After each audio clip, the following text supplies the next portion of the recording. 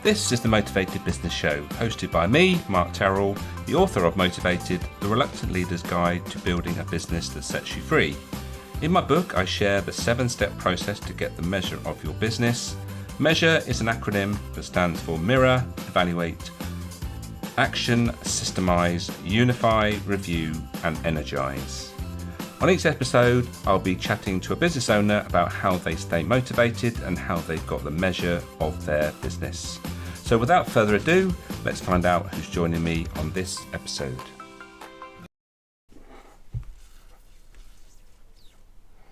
Hello and welcome to this episode of the Motivated Business Show with me, Mark Terrell. Today's guest I've met quite recently, actually, networking, and we've had various one-to-ones, and I love the way she sort of talks about the way she does things, and so looking forward to the conversation we're going to have. Before we do that though, just to remind you that towards the end of the podcast I will mention the 7-step process which I share in my book, which is Motivated. Also, if you would like to contribute to the podcast, we're not sponsored. So what we need is people just to contribute a little bit to keep things moving forward and keep the wheels in motion, as it were. So you can do that by buying me a coffee. And if you buy me 2 coffees, and you can do that by just scanning that QR code, then I will send you a copy of my book as a thank you for that. So hopefully that's an incentive to get you to just put your hand in your pocket, and as a recompense you'll get a copy of my book. Right, without further ado then, let's bring our guest on today. Morning, Kate. Hello, good morning. Hi, Mark. Looking forward to our conversation, Kate. Just before we do that though, let's give you the opportunity to introduce yourself properly. Hello, my name is Kate Fox from Fox Graphics Design and Marketing. I guide businesses to be noticed and raise their game by using design, brand and marketing strategies, which enables them to get ahead of their competition and triple in turnover. Brilliant. Great. Okay, so Kate, I think the first place we should start is what got you into all this branding and marketing stuff? Well, it's a long story, but I'll keep it short. I've always been a creative all my life. It's part of the oxygen in and how I operate. Everything I've done in my past has had a design element to it. But I found myself at sort of in my late 30s with recovering from a major operation. I had a 4-year-old daughter, and she was about 6 by then, and getting divorced. And I thought, what can I do? I used to be in hotel and catering. I can't do 100 hours a week, bring up a daughter, So I went to my local college to learn how to switch on the computer. And 6 years later, I came out of Manchester M.E.A.S.U.R.E University with a first-class degree in graphic design. And my professor said, I said to her, what shall I do? Go and work for a big agency? Or, what do you think? And he said, plough your own furrow. So I said, does that mean I have to start my own business? Because I didn't want to start my own business. And he said, yeah. And I went, okay. So it fitted in with children and, school running and trips and all the rest of it and being available. So because I work from home, I started in 2008, not knowing it was a recession. And I just worked hard and worked like mad. And that was 16 years ago. And I've evolved from being, I'm a high-end designer, but I've evolved now into being a competent marketeer. Because about 8 years ago, I started doing marketing for my clients because they wanted somebody in their business that got them and was able to resonate with how their business was developing into the next 10, 15 years. So that's where I am now. So I'm an unusual, very... somebody once said I was a very rare person because I could do the marketing side, but I also do the design side. You get 2 for the price of 1. Fabulous. So I was just thinking back to 2008. There's quite a big financial crash in 2008. You would have thought it'd be an ideal time to start a business, but I think what you learn over the time is actually there's never a perfect time. There No. might be some storms going on, but the storms always pass, and so Well, we get over them. we had that with COVID. I mean, Mm, and just after COVID, people started businesses, and people were saying in business, they were saying, if you're going to do it, now is an ideal opportunity. mm, So, mm. seems to be a thing. Yeah, yeah. So let's delve into the marketing and branding and all the good stuff you do then. So what are you seeing that is the particular trend at the moment? Obviously, there's lots of digital marketing going on that we're bombarded with. But what's the trends that you see in the work that you do? I'm beginning the trend I'm picking up more recently, which I'm pleased about, is that because of the level of saturation visually and on the marketing with the social media. I mean, for example, when I started 16, 17 years ago, for marketing, it was 11 points, um, uh, 11 points of contact before people would commit to purchase, Mm. whereas now it's 44 points of contact. So Wow. um, that means it's quadruple the amount of visibility. And that's mainly because of digital. And basically, because we've been saturated, what the trend that I'm getting more and more now is that people are coming back to realizing that actually it's a bit like we've all been using digital, and now people are picking up the phone. And I think that from a marketing and design point of view, I'm now getting conversations, which leads into one of these points, which is I don't want to be the same as everybody else. I want to be different, and I Mm. realise now I have to invest in being different. And I'm getting people coming to me saying, I don't want I don't want AI doing this. I don't want AI telling me or digital telling me how to do things. I want somebody that I trust, and I want somebody who I resonate with, and I want my business to be polished up and Mm. presented differently and professionally so that they win the business. And it's all about how to not be the same as everybody else. Mm. So the trend is quality. Yeah. Yeah, I get it absolutely. And we had a That makes conversation, but sense. yeah, it does. And we had a conversation before we went live, and I sort of give you my sort of view on the difference between marketing and advertising. Because back in the day when I was a retailer, we did a lot of advertising, but what we didn't do was a lot of marketing. And the thing that I see is the difference between marketing and advertising, because most people associate marketing with advertising and selling something.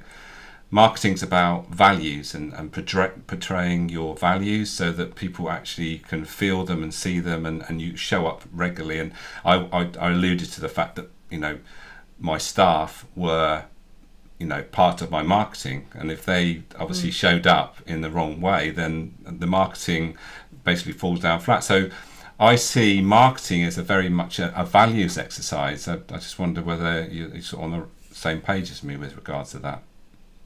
I'd say yes. Branding is definitely. I mean, when I do the brand strategy workshops and I do it on an individual basis with Mm. companies, we we dive we we we start off with the uh, the process is getting to understand the whole business, but we start off with a marketing message, not the branding, not the colours or the font or the logo, Mm. but the communication. And we also have a list of describing words and call it value words, and I give those to my clients, and I say circle 5 of those that you think are your top values, and every single one is different Yeah. because every single person and every business is set up on a different foundation. Yeah. And I think it is essential that you take that into account, because it's no good one somebody at the top having this is what the business is and this is how it's set up, but not filtering through all the way into every. Just as much as you would with the logo, you put it on every touch point. You put your values on every touch point in your business. And we were saying earlier, even down to your recruitment process and who you recruit. And if they don't, I mean, in the olden days, you'd say something like, uh, no, those aren't. They're not the right fit for our company. I've heard that from MDs before. No, I don't think we'll work with them. They're not the right fit. Mm-hmm. But if you've got something substantial that everybody knows that these are the values and this is what we're all aiming for, then it makes everything more streamlined, and everybody's singing from the same hymn sheet. Mm. The one-liner marketing message that we do in the marketing consultations, the guy in New York who I share the video that he does. What he does is he goes out, talking about staff, he goes out at the end of it when he's learnt his one-liner marketing message. He tests it out on people, and then he decides what it is, and then he wrote it down and gave it to every member of staff that he had. And he says in this video, he went out and went to the bank and got a whole stack of $5 notes. And every time he heard a member of staff pick up the phone and say the message correctly, they got a $5 bill. And he said at the end of it, and I loved this, he said at the end of it, I converted all my employees into salespeople. Yeah. And they all said exactly the same. And those words are just as important as your logo. And when I came on today, I said my one-liner, which is we guide businesses. Da, da, da, da. I've been saying that for 3 years now, 4 years. And people come up to me and they go, you're that funny woman who says that you can triple in turnover people's business, and you raise their game. And the key thing is that because it's repeated, and if I had 100 staff and they all said the same thing, we'd all be saying the same brand every time and converting into a sales team. Yeah. So it's a bit like a stick of rock. Branding goes through every part of your business. One of the conundrums one of the conundrums I see with regards to marketing in general and branding is that we all need to be the same, in that people need to understand what we do, particularly if we're a service-based organisation, but we also need to be different. So sometimes, because people need to associate us with something so they understand the service that we provide. It's like, an accountant, we know what accountants do, but then not every accountant's the same, isn't it? So it's about, yes, we are an accountant, but actually we're different in that we do things in this way. And it's those ways we do things that makes you stand out, and that's makes you different, isn't it? So I just wonder whether there's other ways that you see as how people can stand out and be a bit more visible with regards to, what we've just been talking about, their way of doing things, I suppose you could say. Well, being a designer, I mean, initially, the best way to stand out is to have interesting, different video content or animation or images, to be true to your values or turn things upside.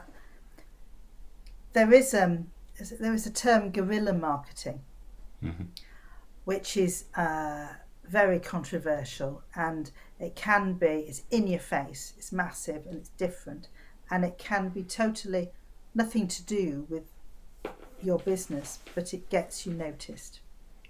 There was a shop that did it, Benetton used to be like that. You'd walk past the shop window and you'd go into shock horror because of the image that they had. And there was a message and there was a reason, and they had their own. You didn't necessarily agree with it, and you might quite like their product, or go and buy a jumper or something. But they were all about shocking people into knowing what was going on in the world, and they were different. Whether you liked it or not was beside the point. But I think that what I do say to my clients is that, let's find a way of differentiating you and your business from everybody else. So whatever everybody else is doing, don't do it. be comfortable outside your comfort zone. And what people say to me, they've said for years, what sort of introductions can we give you? What sort of people would you like to work with? And for me, the best ones have always been the forward thinking maverick entrepreneurial businessmen who or women who come and they go, why not? Let's Mm. do it. What if? Why can't we? And those are my gold dust. And I've had quite a few of those. And I've come up with weird and wonderful potty ideas. And they've gone, oh God, I love it. And then how much is this going to cost me? Oh my goodness me. But what it's done, when we've done these things, it's become a talking point and they've been noticed. And it's safer to just be the same as everybody else. But more and more now, you have to be different. And a key word that I constantly bang on about, and you might have seen this recently, being authentic. Because now we're going to be overrun, if we are not already overrun, with samey stuff all the time.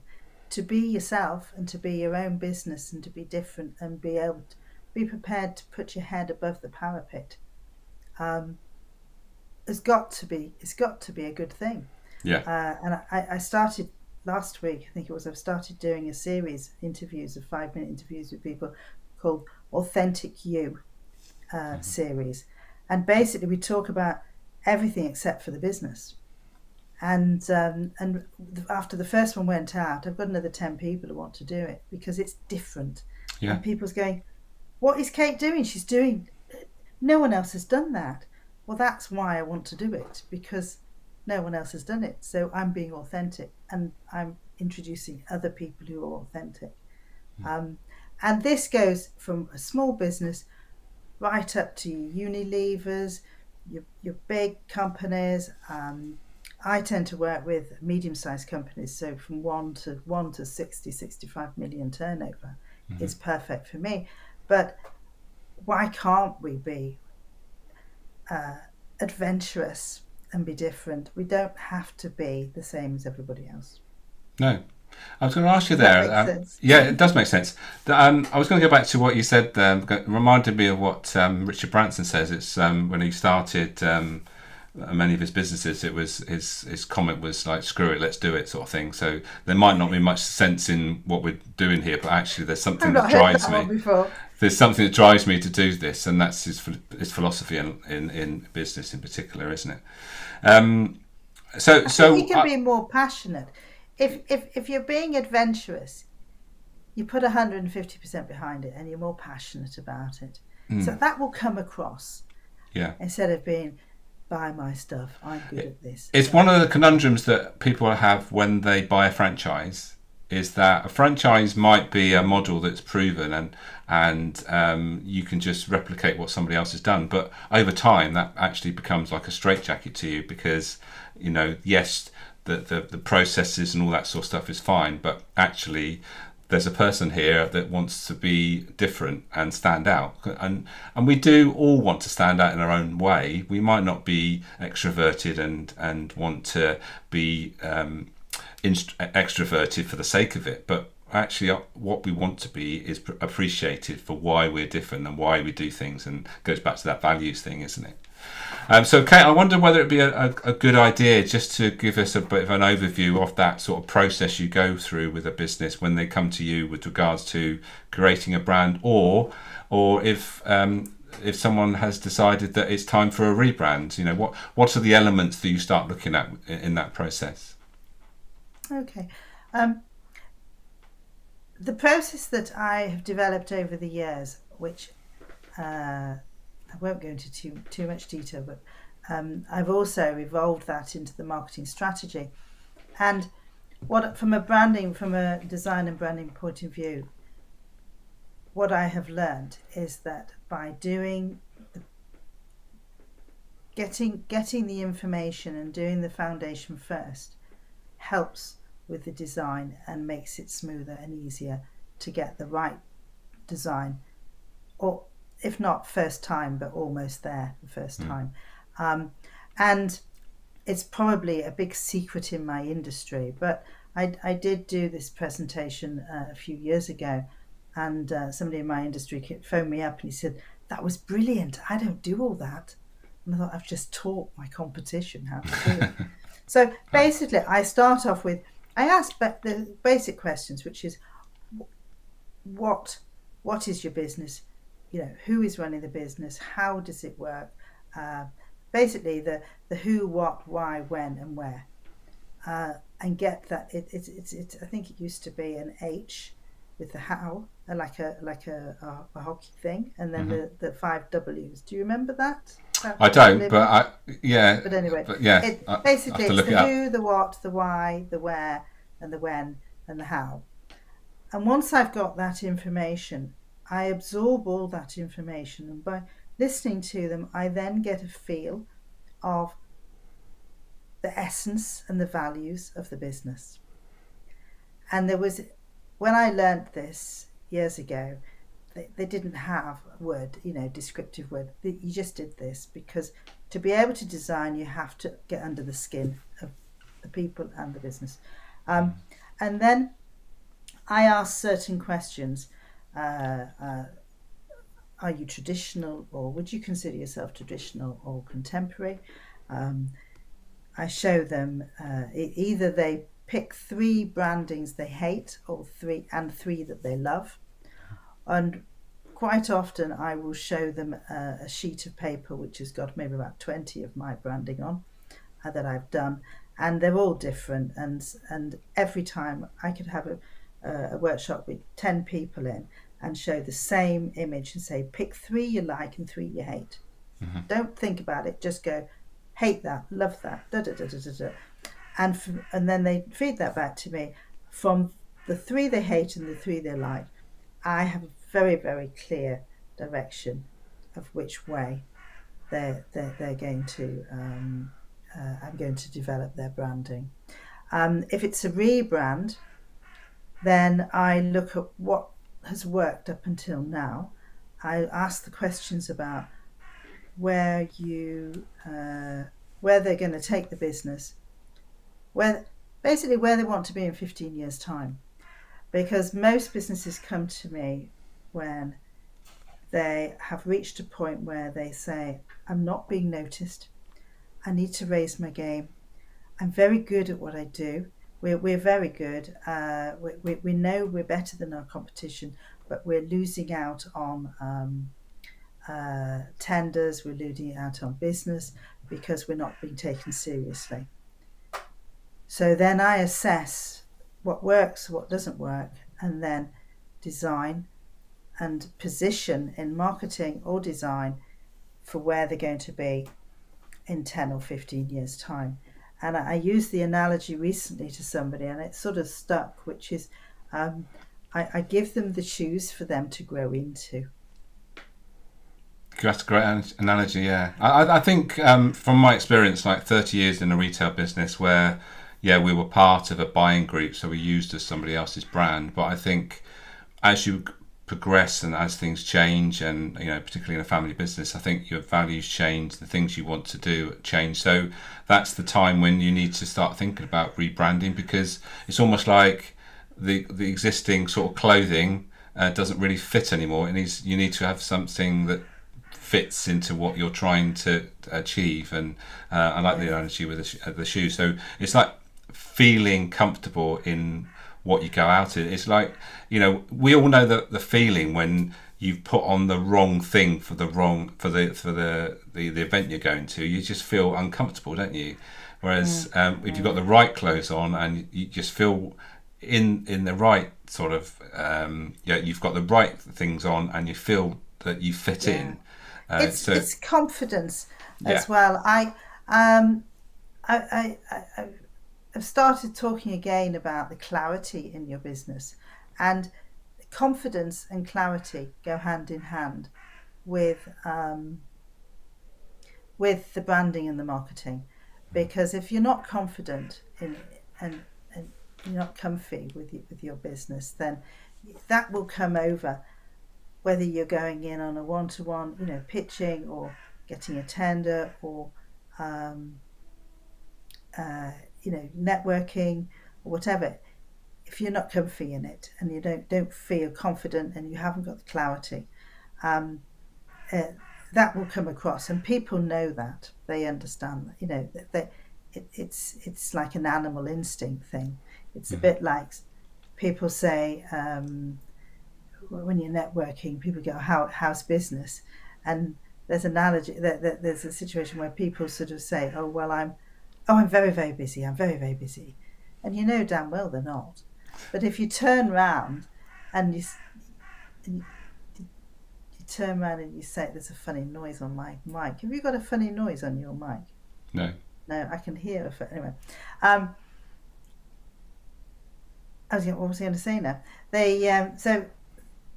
But also, if they turn around and go, oh, it's terrible, business is awful, oh, I'm so depressing, I don't know what I'm going to do, you're going to push people away from you anyway. So it's a very difficult, as long as you are, it's back to the clothes and the shoes. As long as you're confident and you've got that clarity in your business, and you can take a deep breath and project the right message, and it comes down to everything: how you look, how you behave, how you communicate. All that is very important, and it's all part of the brand and part of the marketing. Yeah, absolutely. Sadly, Kate, time is running away from us. So I'm going to give you the opportunity now to sit back for a couple of minutes. I'm going to share the 7-step model and just connect with what we've already shared with the 7 steps. So if you're not familiar, this is the 7-step measure process, which starts here, which is M for mirror, understanding yourself. And I think when you are going to go into any business, and particularly when you want to work with someone like Kate with regards to branding, you've got to know yourself. You've got to know why you're doing what you're doing. So understanding yourself, understanding your motivations, understanding your personality style, and also your character strengths as well, are all part of the mix with regards to why you're going to do what you're going to do, and also at the same point when you're thinking about a rebrand, understanding yourself is key, and also the team around you as well. So everything starts with understanding yourself, and then we move through the 7 steps, evaluating from where you are now or where you want to be. So again, evaluating with regards to, is your marketing branding actually still working for you? And if it's not, then again, something that Kate can help you with.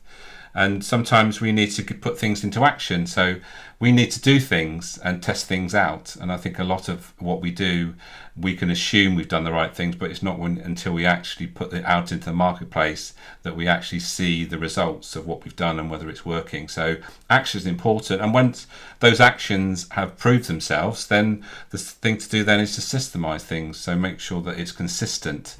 And we're not talking just about the processes that run the business. We're also thinking about, like Kate talked about, with regards to making sure everyone has the same message within a business and systemizing that so everyone's on the same page.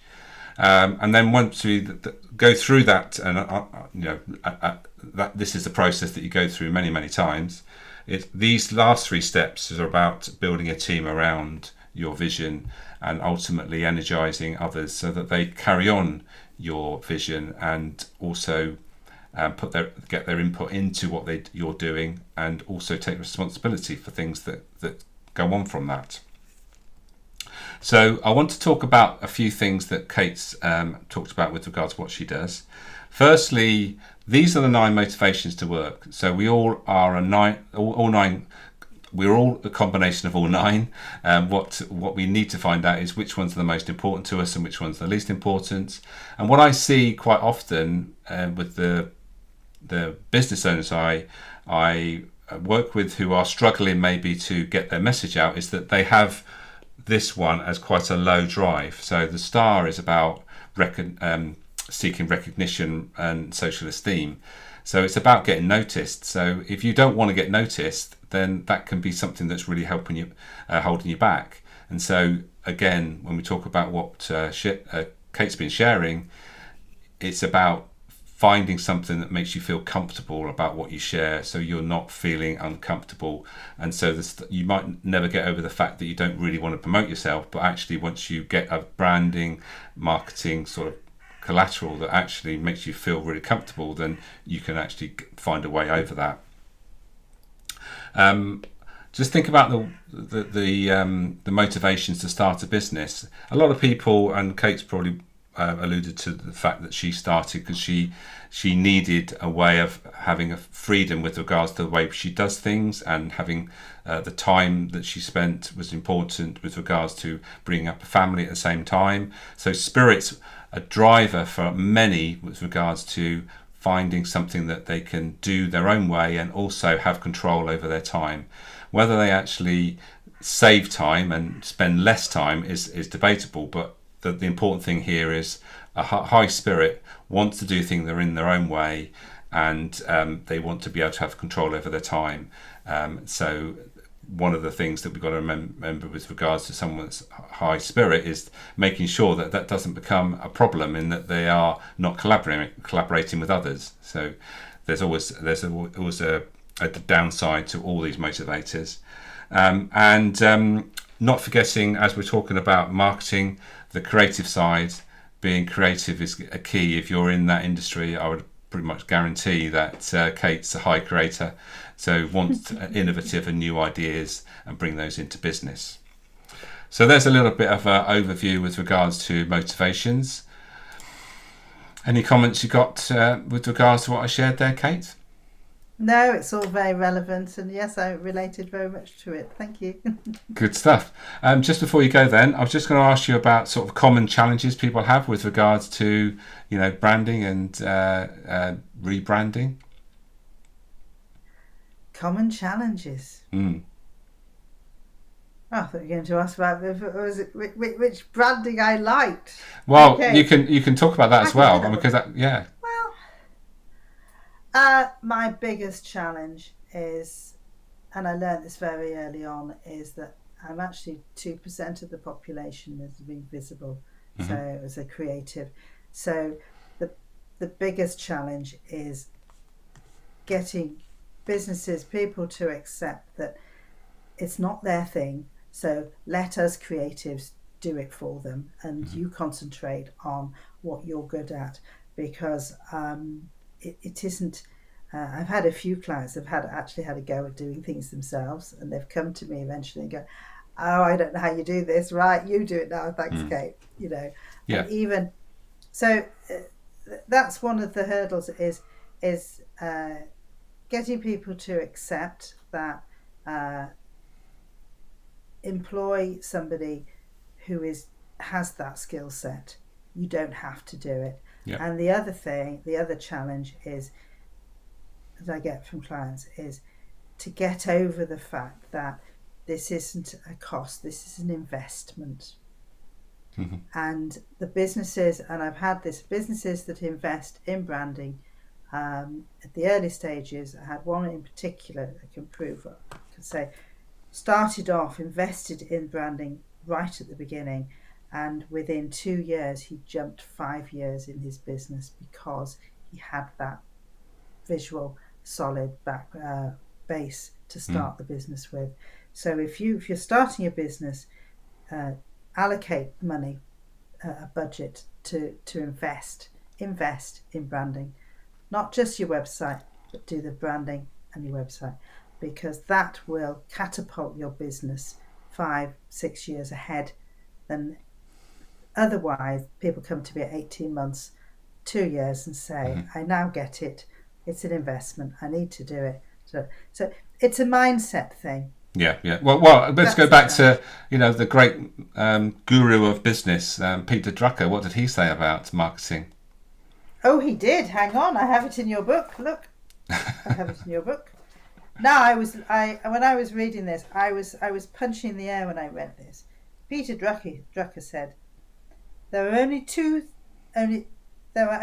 things in a business that make money: innovation and marketing. Everything else is cost. I loved that when I read it. I was so excited. And there were other quotes as well, but I don't think we've got time anymore now. No. Have we got time? Well, as the important thing is that it's, like as you say, it's an investment, and if you make the right investment, then it will pay off in the long run. So yes, absolutely. I have, and the last thing I'll say is I actually have quite a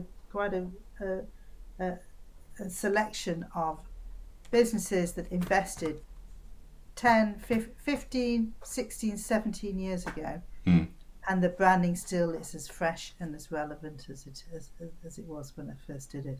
Brilliant. And they've got their money back from it. My goodness, in fact, it would be 4 times the price now. Yeah. So it is an investment, and it is something for the long term. It's not, and don't, whoever you work with, do not allow them to do designing by trend.